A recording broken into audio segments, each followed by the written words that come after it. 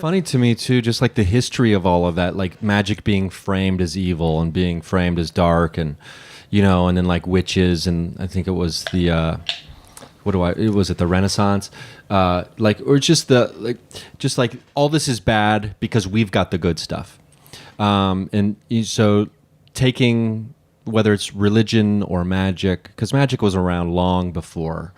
And Christianity and all that other stuff. Right, and the purveyors of it were mostly like old wives, who were like, all right, I'll do it. And they, and so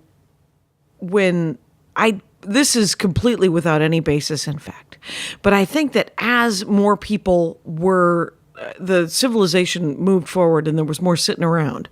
And so guys got to learn the things that the old wives knew. They were like, oh, so it's just that? And I'm sure the old wives, some of them were abusing their power. And so the dudes were like, well, we're going to take that power back. And you're an asshole. And we're going to burn you alive. And so, of course, then the coin flipped.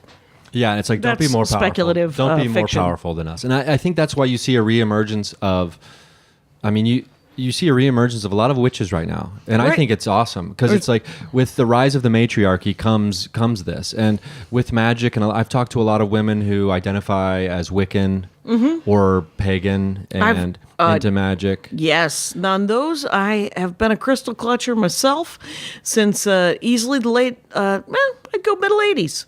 And so it's not like, so I've hung out with, like there was a woman, a great friend of mine from an old job who collected rocks. And I used to say, Sally Ann Farrar.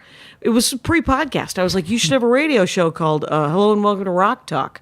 I have rocks that she gave me. Oh, that looks like a nice rose quartz right there. I got a rose quartz. I got an amethyst. And then I've got that, I think it's hematite. I don't know the silvery, shimmery, dark one. Right, yeah, that one. Yeah.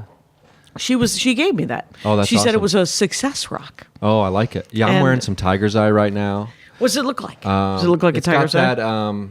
It's like that brownish gold swirled into.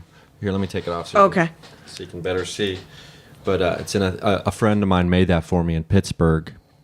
That's the cool thing about like having, the podcast nowadays. I mean, as you know, like you show up somewhere and somebody's got something for you. Yeah, they got a trinket. Yeah, they made you. like, oh, this is really cool. Yeah, so that is really cool. It's hard to keep track of. What's tiger eye supposed to be for? Exactly. That's what I was gonna. It's like hard for me to keep track of like all the different things for stones.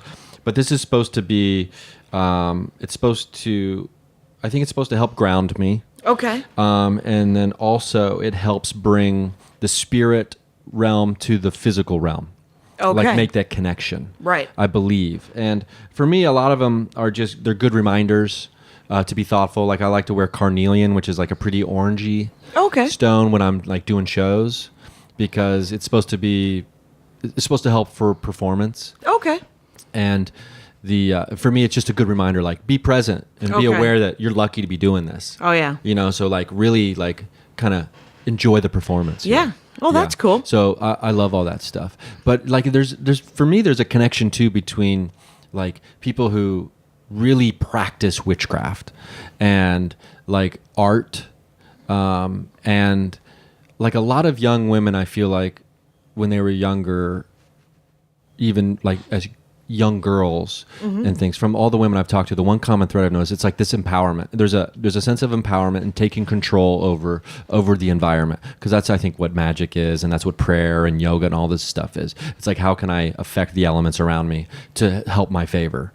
Oh, interesting. That's what we're all trying to do with everything we do. We're like, how can I do believe that, but I think like, because the thing that I practice is more of a surrender, where I have to let go of trying to control things, because I am very controlling. I don't know if you could tell from where you're sitting. I think everyone could tell from where they're sitting that I am a bit of a fucking busybody. I got a nose problem, it turns out. I'm on the canal.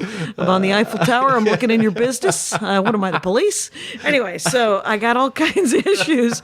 So I spend a good portion of my time in prayer and meditation trying to let go of the idea that I can control anything.